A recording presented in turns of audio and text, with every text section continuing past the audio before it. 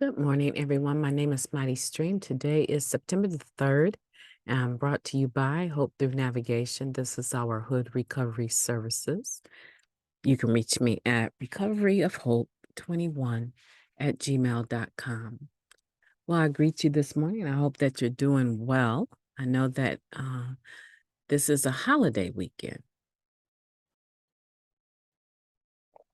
and many people over the holiday, they have a tendency to have triggers.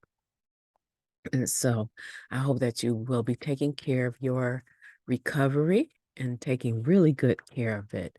And don't let your emotions get away from you this weekend when you're dealing with family and loved ones. Remember who you are.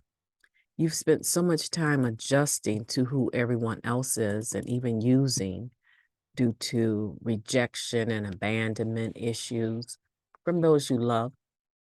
And so you've allowed their actions or reactions or lack of actions or lack of reactions basically dictate um, your recovery.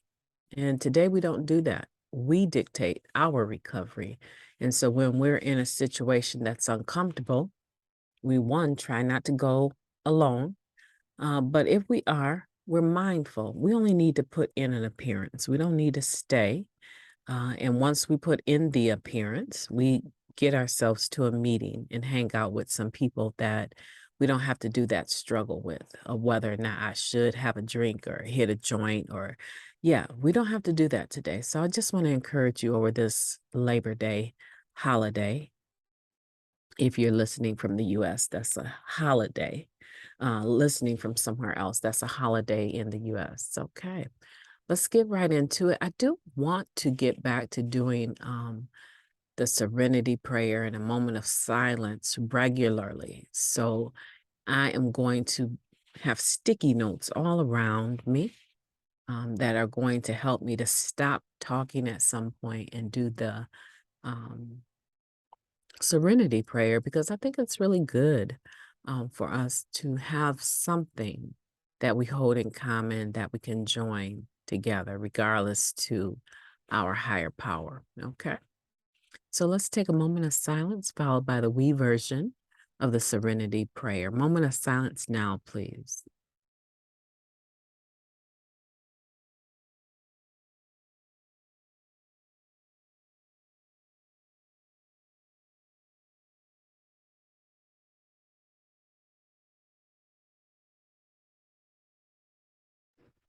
Thank you. God, grant us the serenity to accept the things we cannot change, the courage to change the things that we can, and the wisdom to know the difference. Just for today, please and thank you. September 3rd, humility expressed by anonymity. Humility is a byproduct that allows us to grow and develop in an atmosphere of freedom and removes the fear of becoming known by our employers, families, or friends as addicts. Basic text, page 75 through 76. Many of us may not have understood the idea that anonymity is the spiritual foundation of all our traditions. We wondered how this could be. What does anonymity have to do with our spiritual life? The answer is plenty. By guarding and cherishing our anonymity, we earn special rewards beyond comprehension. There's a great virtue in doing something nice for someone and not telling anyone about it. By the same token, resisting the impulse to proudly announce our membership in NA to the world, in effect, asking everyone to acknowledge how wonderful we are, makes us value our recovery all the more. Recovery is a gift that we receive from a power greater than ourselves. Boasting about our recovery as if it were our own doing leads to prideful feelings and grandiosity. By keeping our anonymity, but keeping our anonymity leads to humility and feelings of gratitude. Recovery is its own reward. Public acclaim can't make it any more valuable than it already is. Just for today, recovery is its own reward. I don't need to have mine approved of publicly. I will maintain and cherish my anonymity. Beautiful. Anonymity affords us freedom, right? And it removes the fear of becoming known by the people that know us. And it's also an act of humility. Although I don't necessarily agree with the fact that if you break your anonymity, that you're seeking attention, that you want people to applaud you for doing what you should have been doing anyway. I don't necessarily agree with that because there's some people that have broken their anonymity publicly. And as a result, they were able to touch millions of other people that would have stayed in their circle. I'm thinking of some rap artists,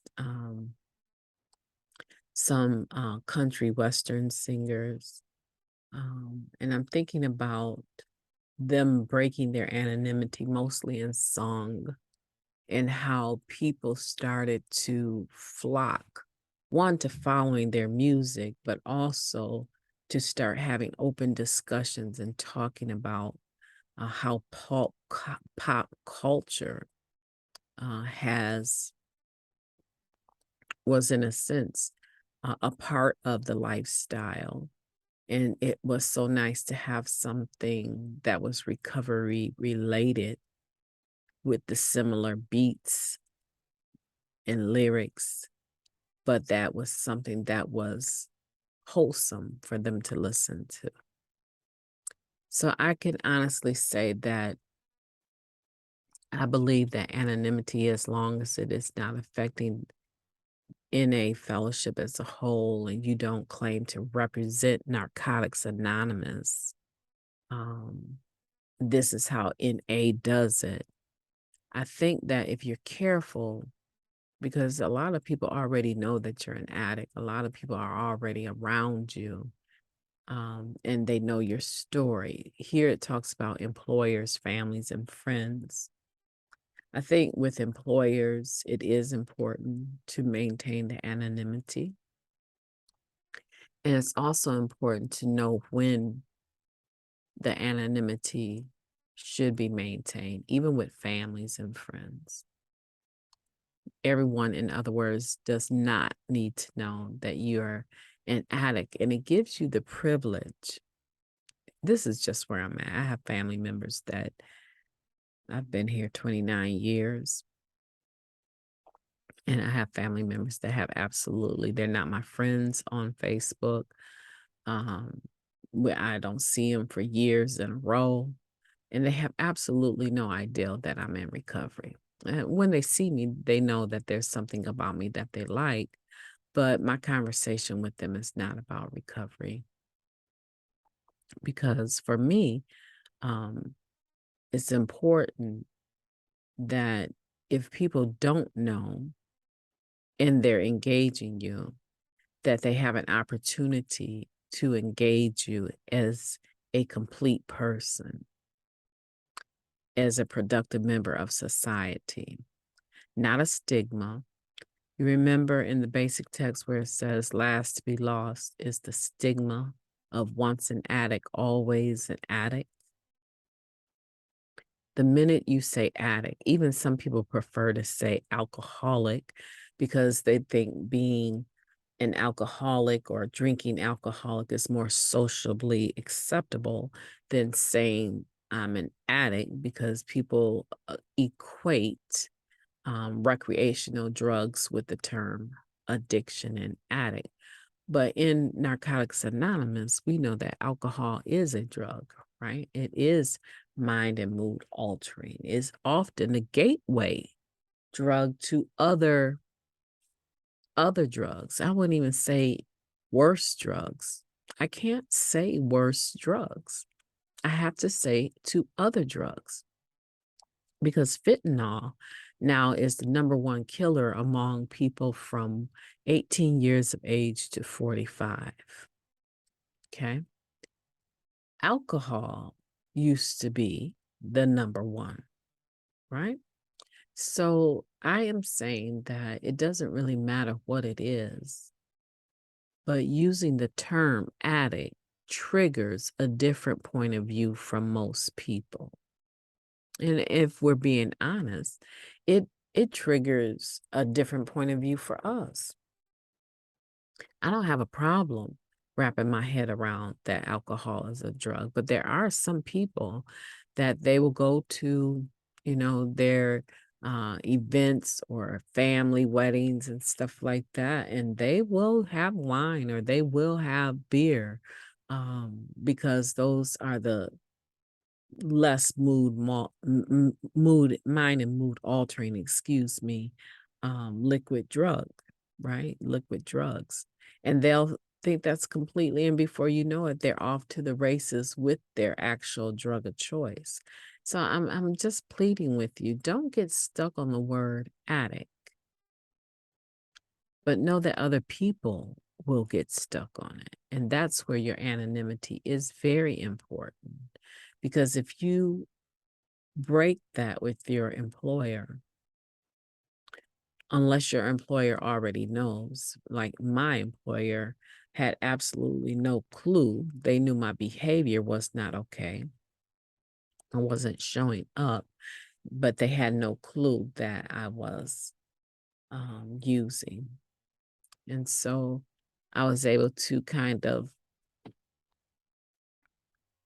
I had problems now. Don't get me wrong. They sent me to employee assistant programs often, but it wasn't for any particular behavior other than not showing up on time and being very non-respondent when given instructions.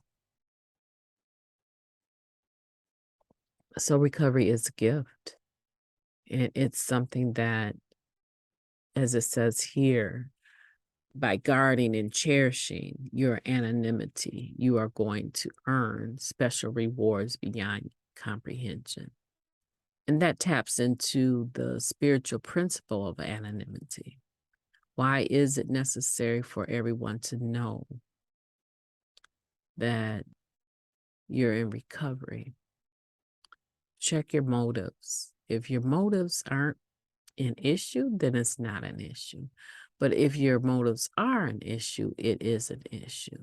And it is also an issue when, okay, so let me give you this experience, a personal experience. There's a lot of podcasts that are recovery related. Most of them have the titles of the meditations, right? So, and really honestly, in the true sense, that is a form of breaking my anonymity. However, the motive behind me doing that is pure, right? So I don't have a problem, and it is not affecting NA as a whole in any kind of way. Matter of fact, I would dare to say it's helping carrying the message. Okay. Another example that I can think of that I had to analyze is there's a position that I was trying out for on a board of directors for a local company that's very much connected to recovery. And so, and they're prominent in the community. And I thought it would be really nice to bring, some of my interest and some of my passion mostly to them on their board. And so I'm waiting to get a response about that. And I'm really happy that I'm at a stage in my life where something like that would even interest me. Because I personally have not had when I think of board of directors, I think about a group of people that make all the decisions, and one person, usually the executive director, does all of the work to carry out those decisions. Um, and so it seems like a little bit of a clout, and a lot of times boards are very toxic and gossipy, and yeah, you have to have conversations, but sometimes those conversations can go into toxicity. And I don't really want to be in a position where I'm having to judge others and make such major decisions and expect one person to carry them out and whoever they employ, right? So I really haven't had like this beautiful experience with some of the boards I've served on. And I was always the secretary. So there you go. That's a lot of work within itself. But I know for a fact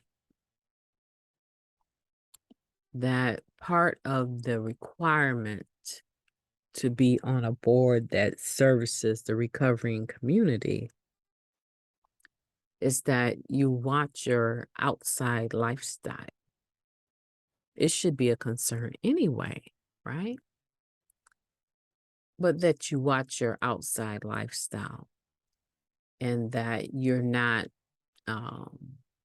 seen in using environments,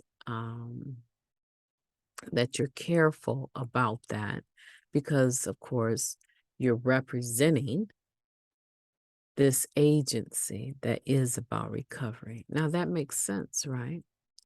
In order to be a part of it, though, you have to, in a sense, be willing to break your anonymity because it's about recovery and it services so many people, thousands of people in our community. So there's another instance where they're not an employer. However, in a sense, I'm committing to doing some service, and the motive is right. I'm not seeking because of my own opinions about boards. In fact, I said during the interview, I said something like, I know what I can bring to this board, but I want to know what the board can bring to me. See, because there has to be that reciprocity. I don't want the board involved in anything that is questionable either. Right. And so if it's good for me, it's good for the whole board. And I want to make sure that this isn't a toxic board, right? Because I don't have energy for that. And I truly, honestly don't think it is. I'm looking forward to hearing the response, in the next month. And I'll keep you guys posted. Once it is official, I would keep you guys posted and let you know. So these are things that we need to consider, that humility is expressed by anonymity.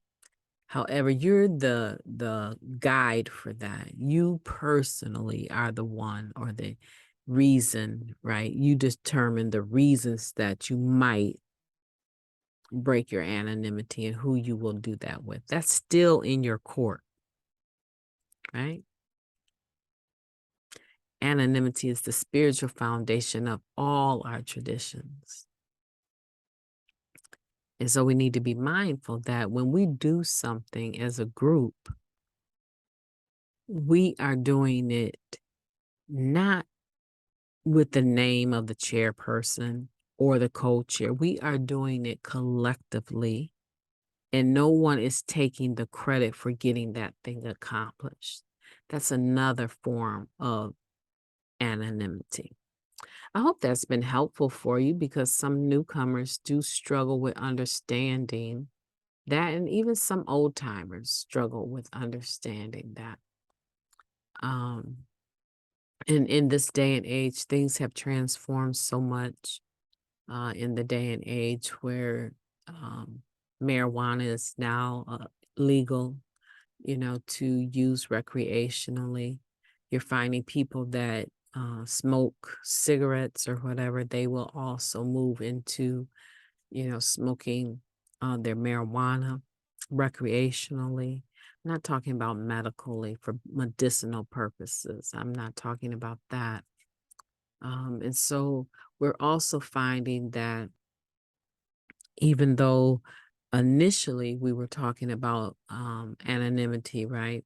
In the ways of press, radio, and films, we know that there's several movies out where people have chosen to break their own personal anonymity, and they've benefited hundreds of thousands of people. There's radio programs that are strictly about recovery, and they're worldwide, much larger than this small podcast. And they have benefited many, I would almost say millions, but if not millions, hundreds of thousands of individuals. And so that helps you to understand where this society is going, where they may never rewrite that and embrace it in a way that is productive, because but they're rewriting a lot of things, right? So it's very possible that would be something that would be rewritten. Me, I'm comfortable with the level that I've broken my anonymity. Um, and I don't claim to represent Narcotics Anonymous. I claim to be a member, and I claim to want to share the meditations for people that may not have access, um, or maybe they have access to the meditation, but they don't have access to another voice that they can expound and start to learn how to reason within themselves about what does this mean for me. And the meditations are really the best form of literature. This is my personal opinion, I believe that it is the best form of recovery material because it covers so much of various pieces of literature and discusses them. Mostly the Just for Today is mostly from IPs and the basic text, right? However, the spiritual principle a day, it really embraces all of the literature that has been produced over the last 50 years. And I love that. I really do. I hope that you've enjoyed our podcast for today and that you will have a beautiful day. I will be talking to you tomorrow.